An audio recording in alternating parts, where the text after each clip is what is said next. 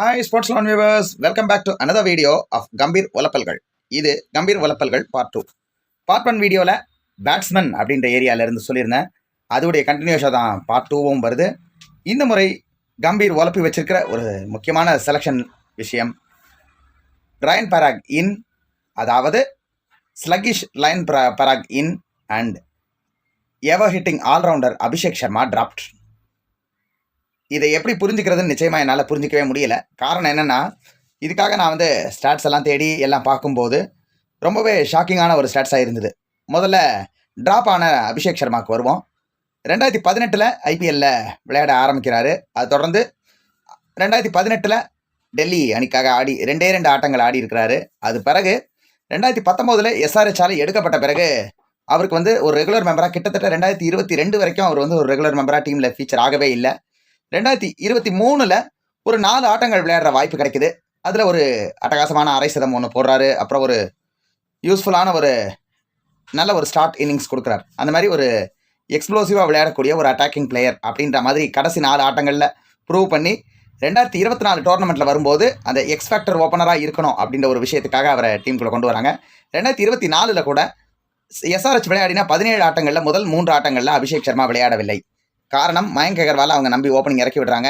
அவர் சொதப்பவே 4வது ஆட்டத்திலிருந்து மயங்க் அகர்வால் டீமுக்குள்ளே இருந்தாலுமே ஒரு 1 டவுன் அல்லது 2 டவுன் பேட்ஸ்மேன் மாதிரி சாய்ஸாக டீமுக்குள்ளே கொண்டு வரப்பட்டவர் தான் அபிஷேக் சர்மா.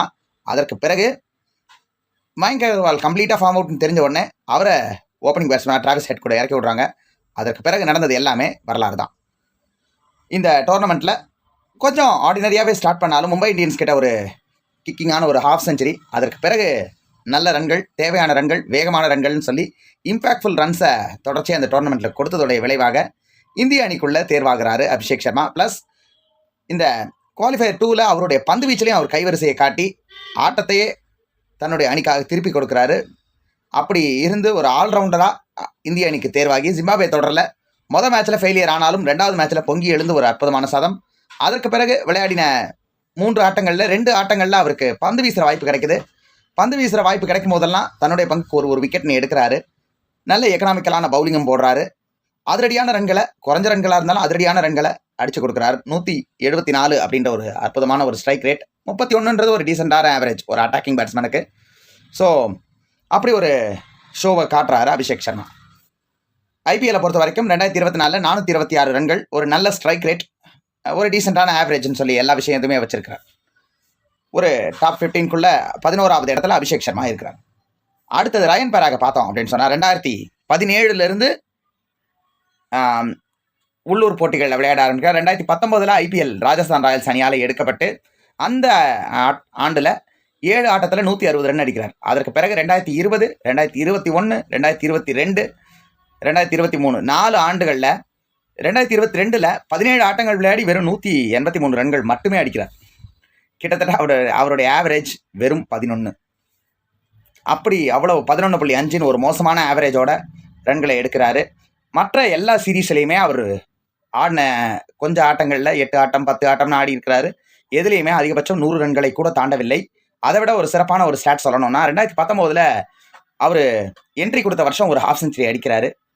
2வது அரை சதத்தை ஐபிஎல்லில் அடிக்கிறதுக்கு அவருக்கு 3 வருஷம் ஆகுது. அதை தொடர்ந்து இந்த 2024 சீசனில் 4 அரை சதங்களை அடிக்கிறாரு. 573 ரன்கள் ஒரு நல்ல சீசனாக அவருக்கு அமைது. ஒரு பிரேக் த்ரூ சீசன் சொல்லணும். லிட்ரலி சொல்லணும்னா அபிஷேக் சர்மாவை விட அதிகமான போட்டிகள் விளையாடி இருக்கிறார். பின்னாடி, அதாவது அபிஷேக் சர்மாவுக்கு பின்னாடி வந்தாலும் அவரை விட அதிகமான ஆட்டங்கள் ஆடுற 70 ஆட்டங்கள், கிட்டத்தட்ட 69-70 ஆட்டங்கள் ஆடுற வாய்ப்பு கிடைக்குது. அவர் அடித்த ரன்கள் வெறும் 1173 ரன்கள் தான். 24ன்ற ஒரு ஆவரேஜ், 134ன்ற ஒரு ஸ்ட்ரைக் ரேட். ஒரு நடுவரிசை பேட்ஸ்மனாக இருந்து வெறும் 10 முறை நாட் அவுட். 58 இன்னிங்ஸில் அவரால் ஒரு 10 முறை தான் நாட் அவுட்லேயே நிற்க முடியுது. ஆனால் அபிஷேக் சர்மாவை பொறுத்த வரைக்கும் டீமுக்குள்ளே ஒரு மிடில் ஆர்டர் பேட்ஸ்மனாக கொண்டு வரப்பட்டு ஓப்பனிங்கில் இறக்கப்பட்டு அதற்கு பிறகு நம்பர் 3 நம்பர் 4 இறக்கப்பட்டு மீண்டும் ஓப்பனிங் சொல்லி அப் டவுன் ஸ்லாட்ஸில் இறங்கினாலும் 61 ஆட்டங்களில் அவர் விளையாடின 61 இன்னிங்ஸில் 7 முறை நாட் அவுட்டில் இருக்கிறாரு. அதிகபட்ச ஸ்கோர் 75, 7 அரை சதங்கள், ஒரு அரை சதம் தூக்கல். ஸ்ட்ரைக் ரேட்டை பார்த்தாலும் 155. ஆவரேஜ் பெருசாக இல்லைன்னு சொன்னாலுமே அவர் ரயன் பராகை விட 10 ஆட்டங்கள் கிட்டத்தட்ட குறைவாக விளையாடி இருந்தாலும் அவரை விட 204 ரன்கள் அவருடைய கெரியரில் அதிகமாக அடிச்சிருக்கிறாரு. ஸோ ப்ளஸ் அபிஷேக் சர்மா பந்து வீசுகிற வாய்ப்புகள் கிடைக்கும் போதெல்லாம் அவருடைய கைவரிசையை காட்டியிருக்கிறாரு. ஒரு அற்புதமான ஃபீல்டரும் கூட.